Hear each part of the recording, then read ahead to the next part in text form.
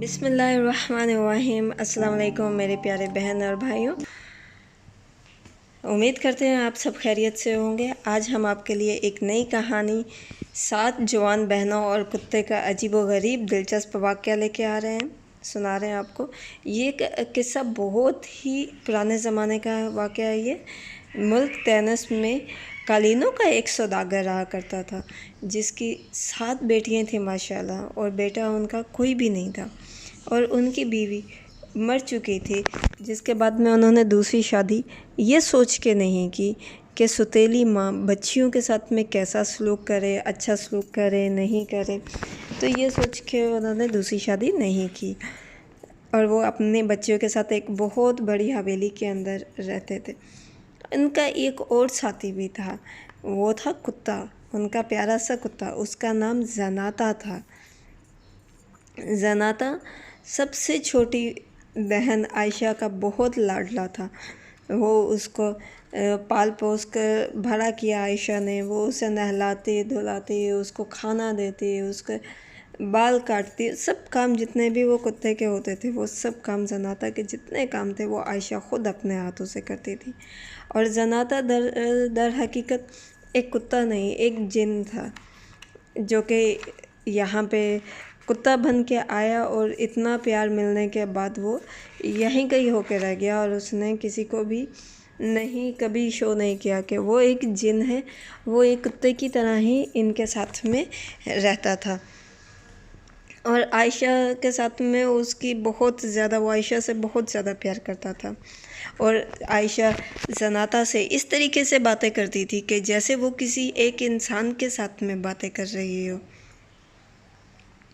और जो सौदागर कालीनों का सौदागर के उसका ये रूटीन होती थी कि वो सुबह सवेरे अपने दुकान के ऊपर जाता, कालीन दुकान से निकाल के बाहर रखता, और दुकान दोपहर के टाइम कुछ टाइम के लिए दुकान बंद करके घर आ जाता था, और खाना खा के फिर वापस दुकान के लिए रवाना हो जाता था।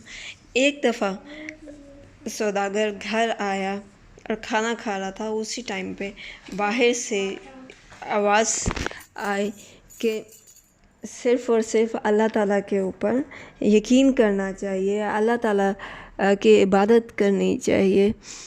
और जो लोग अभी तक जिन्होंने हज और उम्रे के लिए नहीं गए हैं, वो अपना अपना नाम दर्ज करवा दें और वो हज और उम्रा कर रहे हैं। ये सुनकर जो सौदागर था वो अभी तक हज के लिए नहीं गया था, अल्लाह ताला के घर नहीं गया था, तो उसने अपनी बेटियों से मशवरा किया कि क्या मैं हज के लिए चला जाऊं। मेरे बाल भी सफ़ेद हो रहे हैं और अभी तक मैंने अल्लाह ताला का घर नहीं देखा, अभी तक मैंने हज नहीं किया, और मेरा दिल है कि मैं चला जाऊं, लेकिन मुझे तुम लोगों की फ़िक्र हो रही है कि मैं तुम लोगों को किसके पास में छोड़ूं। सातों बेटियों ने मिलकर बोला कि अब्बा जान, हम लोग यहाँ पे रह लेंगे, हमें कोई मसला नहीं है, हम अपने घर में आराम से रहेंगे, और हमारी हिफाजत करने के लिए जनाता है, वो हमारी अच्छे से हिफाजत कर लेगा। आप बेफ़िक्र होकर जाए, हज करें और वापस आए। उस टाइम के ऊपर क्योंकि जहाज़ वगैरह नहीं थे, और हज के लिए जाने के लिए कम से कम 1 साल, आने जाने का 1 साल लग जाता था। सौदागर हज के लिए रवाना हो गया, और जैसे ही हज के लिए कुछ टाइम गुज़रता रहा और वो अपनी बेटियों को नसीहत करके गया, कोई भी आए दरवाज़े के ऊपर दरवाज़ा नहीं खोलना जब तक मैं वापस नहीं आ जाऊँ। और सौदागर 1 साल का राशन अपनी बेटियों को घर में डाल के दे के गया। और बहुत आराम से उनके बेटियों के दिन गुज़र रहे थे कि अचानक दरवाज़े के ऊपर 3 दफ़ा दस्तक हुई। सातों बेटियां इकट्ठी होके, सातों बहनें इकट्ठी होकर दरवाज़े की तरफ गईं और पूछा कौन। और बाहर एक औरत खड़ी थी, और उस औरत ने बोला कि बेटियों देखो, मेरी प्यारी भांजियों, मैं तुम्हारी खाला हूँ, दरवाज़ा खोलो। तो सारी बहनें थोड़ा डर गई, सहम गई, कहती नहीं, हमारी तो कोई भी खाला नहीं है, हमारी खाला तो कुछ है ही नहीं, हमारी तो माँ एक ही बहन थी। तो बाहर से दरवाज़े से आवाज़ आई, नहीं अहमक लड़कियों, تم نہیں جانتے ہو، تم لوگوں کے پیدا ہونے سے پہلے ہی میری شادی ہو چکی تھی اور میں ملک سے باہر جا چکی تھی۔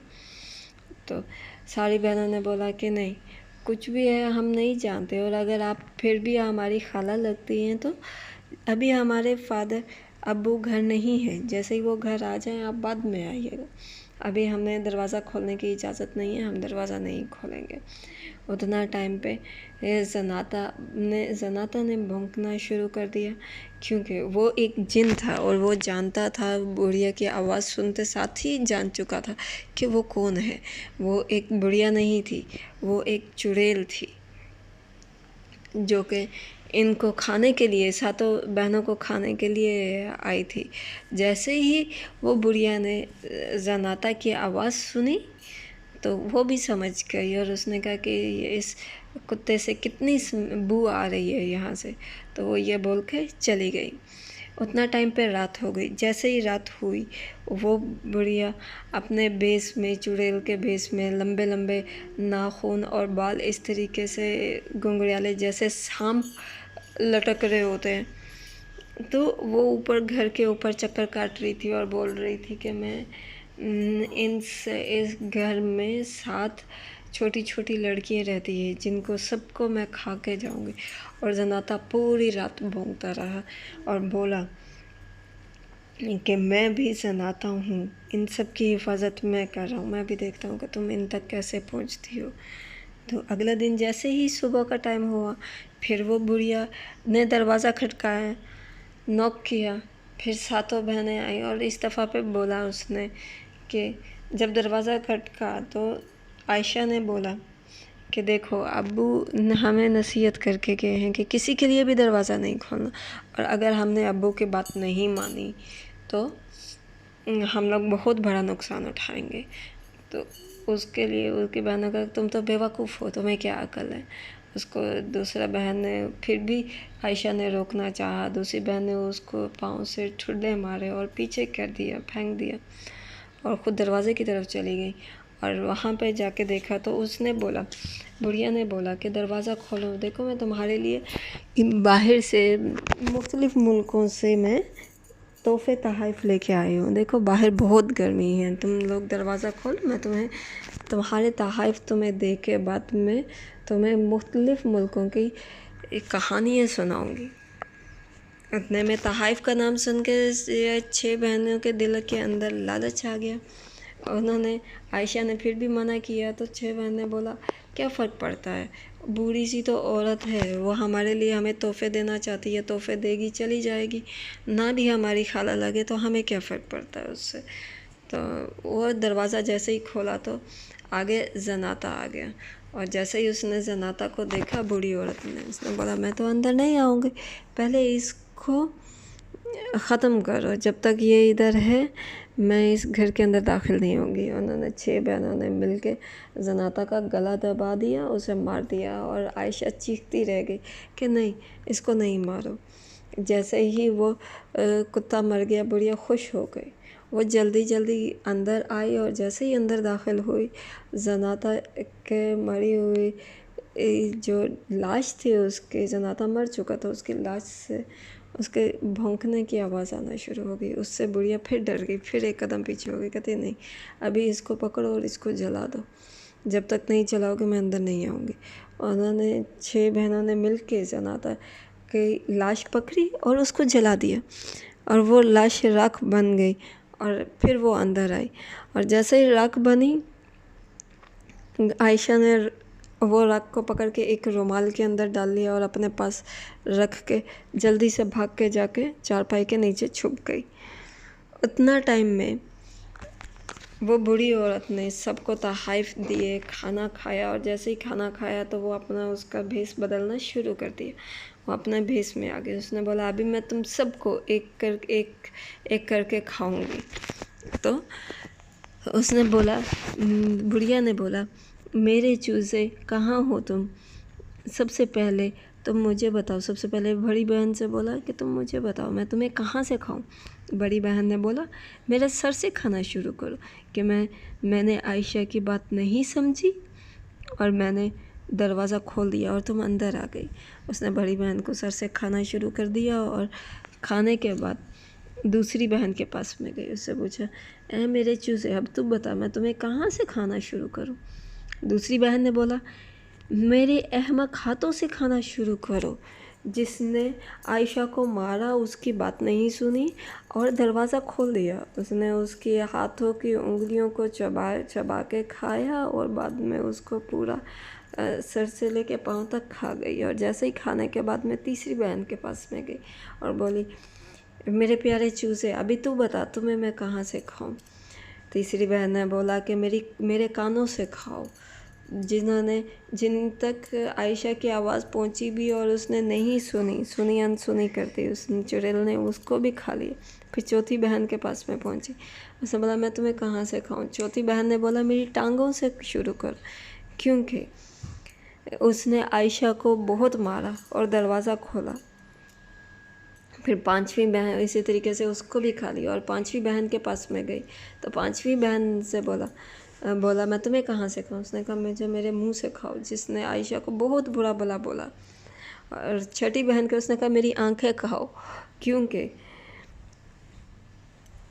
انہوں نے عائشہ کی بات نہیں سنی اور عائشہ کو برا بلا بولا، سب کچھ دیکھتی بھی رہی لیکن پھر بھی سنی انسنی کرتی۔ پھر انہوں نے اس کی چھٹی بہن کو آنکھوں سے کھانا شروع کر کے اس کو بھی پورا کھا گئی، اور بعد میں ساتویں بہن کو ڈھونڈنا شروع کر دیا۔ وہ پاگلوں کی طرح اس کو عائشہ کو ادھر ادھر ڈھونڈ رہی تھی، کیونکہ عائشہ پہلے سے چھپ چکی تھی چارپائی کے نیچے۔ تو جیسے ہی اس کو پتہ چلا کہ وہ چارپائی کے نیچے ہے تو وہ جیسے ہی چارپائی کے پاس میں پہنچی، عائشہ نے اس کے منہ کے اوپر جو وہ زناتا کی جو راکھ تھی وہ اس کے منہ کے اوپر پھینک دیا، اور اس راکھ نے جو چڑیل کو تھا اس کو اپنے ساتھ میں جلا کے بھسم کر دیا، اور وہ چڑیل ادھر ہی ختم ہو گئی، مر گئی۔ اور وہ دن تھا، اس کے بعد میں عائشہ نے دروازے کو اندر سے بند کیا اور کسی کے لیے بھی دوبارہ دروازہ نہیں کھولا۔ اس وقت تک اس نے دروازہ نہیں کھولا جس ٹائم تک اس کے ابو واپس نہیں آ گئے، اور جیسے ہی اس کے ابو واپس آئے اس نے اپنے ابو کو سارا قصہ بیان کیا۔ Thank you so much guys. اگر آپ کو ہماری کہانیاں اچھی لگتی ہیں اور آپ مزید ہماری کہانیاں ایسے سننا چاہتے ہیں تو ہمارے چینل کو لائک کیجئے، سبسکرائب کیجئے تاکہ ہماری جو اگلی کہانی ہو کل کی وہ اس کا نوٹیفیکیشن آپ کو مل جائے اور آپ وہ بھی سن سکیں۔